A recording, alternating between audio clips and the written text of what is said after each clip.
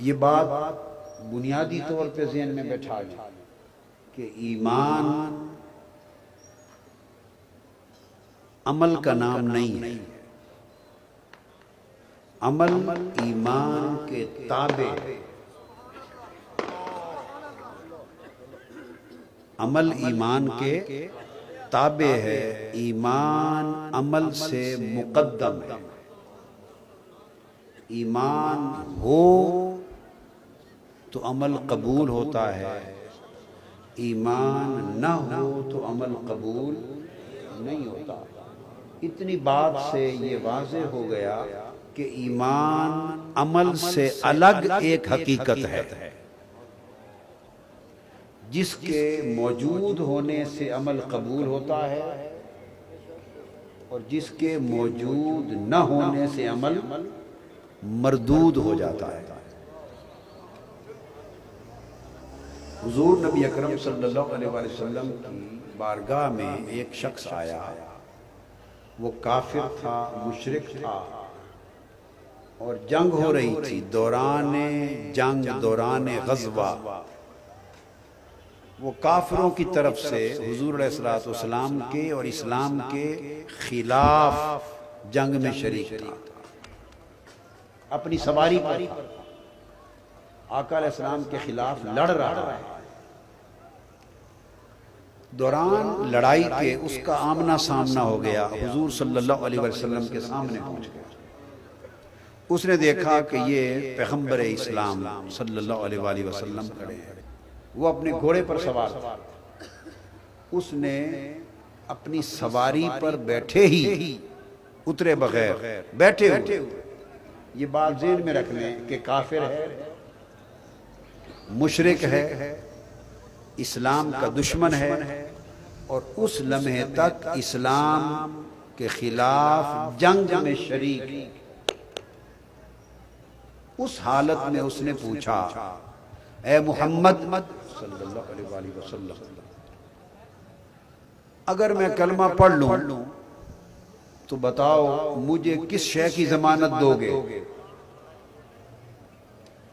یہ وہ سوال کرتا ہے کافر، مگر اس کے سوال پہ غور کریں۔ وہ کہتا اگر میں کلمہ پڑھ لوں تو مجھے کس شے کی ضمانت دو گے؟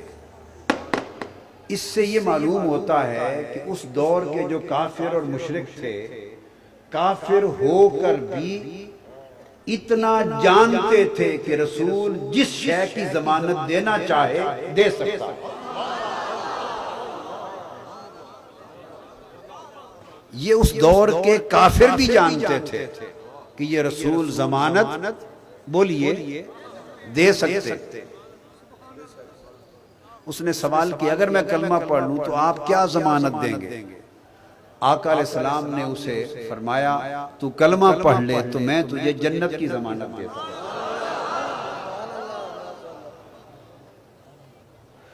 تو آقا کے جواب سے پتا چلا کہ جنت کی ضمانت کس کے ہاتھ میں ہے؟ بولیے کس کے ہاتھ میں ہے؟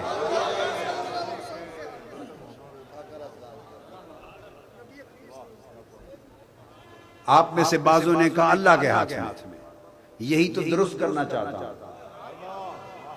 اللہ تو بھائی جنت کا خالق و مالک ہے، جنت کا خالق و مالک ہے، اس نے جنت کی ضمانت براہ راست روئے زمین کے کسی شخص کو نہیں دی، جسے بھی دی ہے جنت کی ضمانت زبان مصطفیٰ سے دی۔ آقا نے فرمایا میں تمہیں جنت کی ضمانت دیتا ہوں۔ اس نے کہا اچھا یہ سودا پکا ہے؟ پوچھتا پکے رہیں گے؟ آقا نے فرمایا میں نے کہہ دیا ضمانت ہو گئی۔ اس نے وہیں سواری پر بیٹھے پڑا اشہد ان لا الہ الا اللہ واشہد ان محمد رسول اللہ، کلمہ پڑھا۔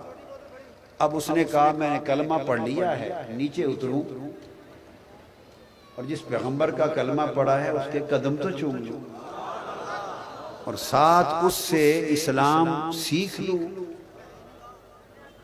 وہ نیچے اترنے لگا، پائیدان سے اس کا پاؤں پھسلا گردن کے بل گرا اور وہیں گر کے شہید ہو گیا۔ اب جو بات سمجھانا چاہتا ہوں، اس شخص نے ابھی تک غسل بھی نہیں کیا، غسل نہیں کیا، وہی کافر و مشرک ہے، پلید جسم کے ساتھ آ رہا ہے، کلمہ پڑھا ہے، نہ غسل کیا، نہ حضور علیہ السلام سے نماز پڑھی، نہ نماز سیکھی، نہ ایک وقت کی ہی نماز ادا کرنے کا موقع ملا، نہ روزہ رکھا، نہ حج کیا، نہ زکوٰۃ دی، نہ حلال اور حرام کا سمجھا، دین اسلام کا کوئی عمل، کوئی عبادت اس نے ابھی تک سرے سے سمجھا ہی نہیں اور کوئی عمل نہیں کیا، فقط کلمہ پڑھا۔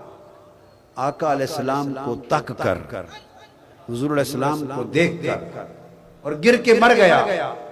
اب جب وہ مر گیا تو اب اس کی موت کو مرنا نہیں کہتے، وہ یکا یک شہادت میں بدل گیا۔ اور حضور علیہ السلام نے فرمایا جس نے جنتی دیکھنا ہو اس شخص کو دیکھ لے۔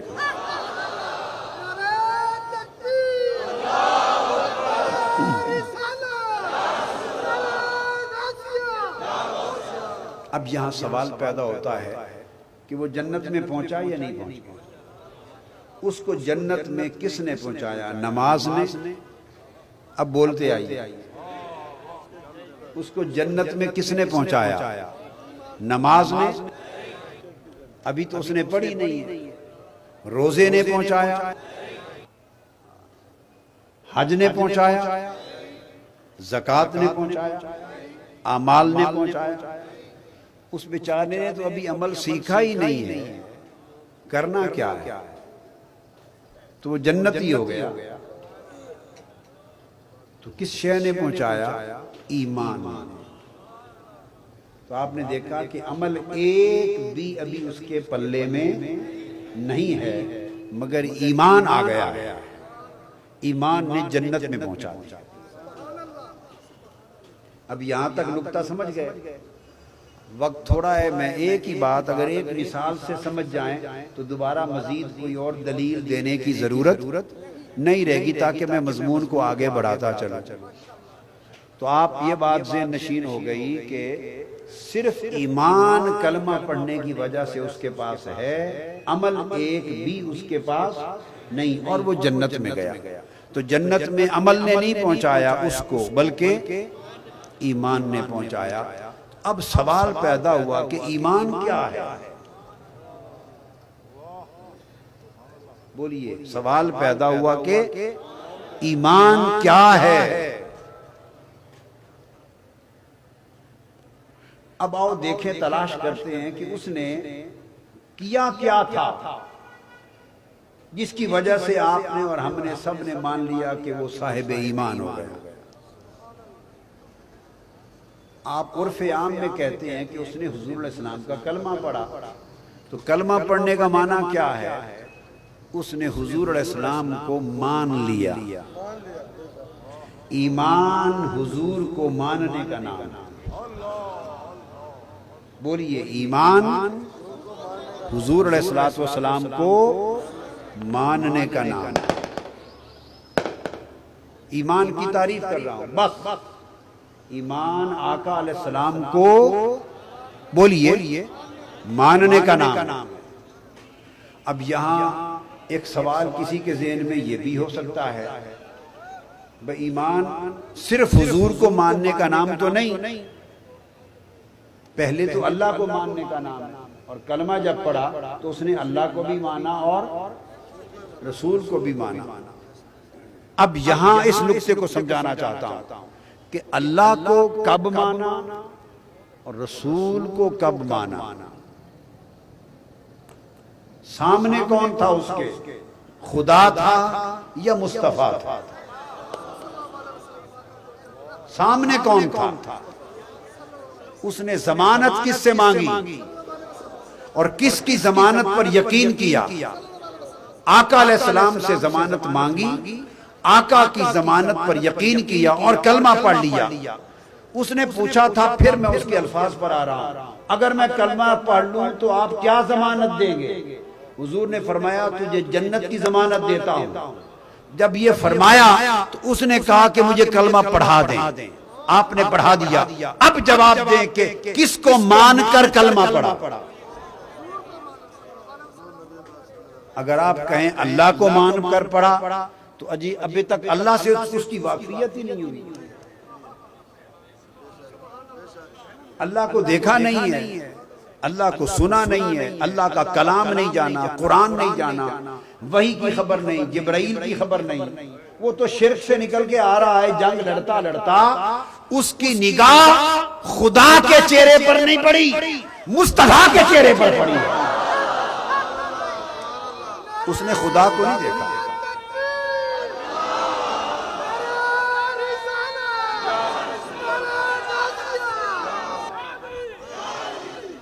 آیا تو جنگ کرنے تھا، سواری پر تھا، لڑنے کے لیے آیا تھا، لڑ رہا تھا، یکایک نگاہ ایک چہرے پر پڑی، وہی ٹک گئی، رک گئی۔ اس نے کہا کہ اس چہرے پہ کچھ ہے، ورنہ وار کر دیتا، ورنہ وہ وار کر دیتا، تلوار چلاتا۔ رک گیا، چہرے میں کچھ کشش لگی، اس کشش نے اس کے دل کو کھینچا اور اس نے پوچھا کہ اگر میں آپ کو مان لوں تو کیا ضمانت دیں گے؟ حضور نے فرمایا جنت کی۔ اس نے حضور کی زبان پر یقین کر لیا، زبان مصطفیٰ پر یقین کر لیا، تو حضور کے کہے پر یقین کیا، کلمہ پڑھ لیا، تو گویا ایمان حضور کے کہے کو مان لینے کا نام ہے۔ ایمان حضور صلی اللہ علیہ وسلم کے کہے کو بولیے مان لینے کا نام۔ تو آقا نے فرمایا، اس نے مان لیا، یہ ایمان۔ اب رہ گیا خدا کو ماننا، وہ بات سمجھے، رہ گیا خدا کو ماننا۔ اس بات کو ذرا غور سے دیکھ۔ آقا علیہ السلام کوہ صفا پہ کھڑے ہیں، تمام قریش کافر مشرک مکہ کے جمع ہیں، تو حضور علیہ السلام ان سے فرماتے ہیں لوگو، یہ صحیح بخاری میں ہے، فرماتے ہیں لوگو اگر میں تم سے یہ کہوں، مشہور حدیث ہے اور یہ اسلامیات کی کتابوں میں بھی واقعہ آپ پڑھتے سنتے چلے آ رہے ہیں، حدیث بخاری شریف کی ہے، مگر یہ بچپن سے آپ پڑھتے سنتے آ رہے ہیں، تو جو اس میں سے بات میں سمجھانا چاہتا ہوں وہ آپ کے لیے نہیں ہے، وہ آپ نے پڑھی سنی نہیں، واقعہ عمر بھر پڑھا سنا ہے، واقعہ عمر بھر پڑھا ہے سنا ہے، مگر جو نقطہ سمجھانا چاہتا ہوں وہ سمجھنے اور توجہ کے قابل ہے۔ آقا علیہ السلام فرماتے ہیں اگر میں تم سے یہ کہوں کہ اس پہاڑ کے پیچھے لشکر ہے اور تم پر حملہ کر دے گا تو کیا تم میری بات پر یقین کر لو گے؟ قریش مکہ کفار و مشرکین نے کہا یا رسول اے محمد صلی اللہ علیہ وسلم ہم مان لیں گے۔ آپ نے پوچھا کیوں مان لو گے؟ تم نے تو وہ لشکر دیکھا ہی نہیں ہے، پہاڑ کے پیچھے کیا ہے اور کیا نہیں تم نے تو دیکھا ہی نہیں، تو کیوں مان لو گے؟ انہوں نے جواب دیا اس لیے مان لیں گے کہ ہم نے عمر بھر آپ کو دیکھا ہے اور سچا پایا، عمر بھر۔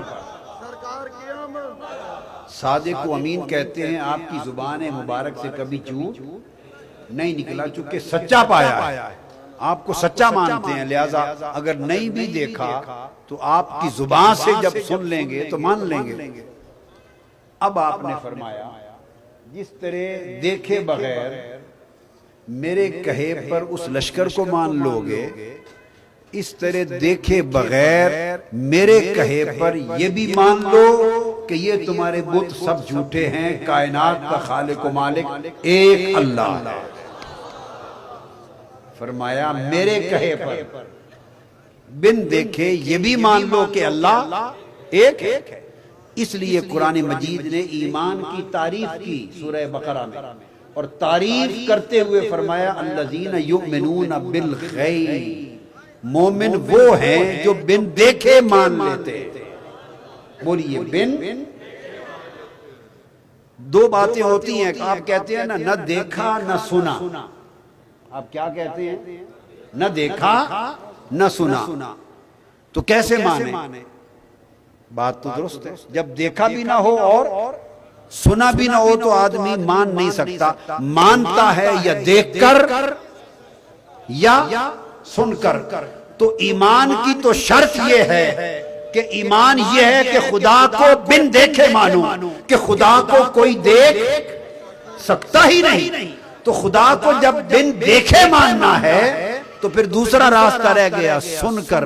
تو سن کر کس سے؟ مصطفیٰ سے۔ تو آقا نے فرمایا جیسے بن دیکھے میرے کہے پر لشکر کا ہونا مان لو گے، اسی طرح بن دیکھے میرے کہے پر خدا کا ہونا مان لو۔ تو جو خدا کا ہونا مصطفیٰ کے کہنے پر مان گئے،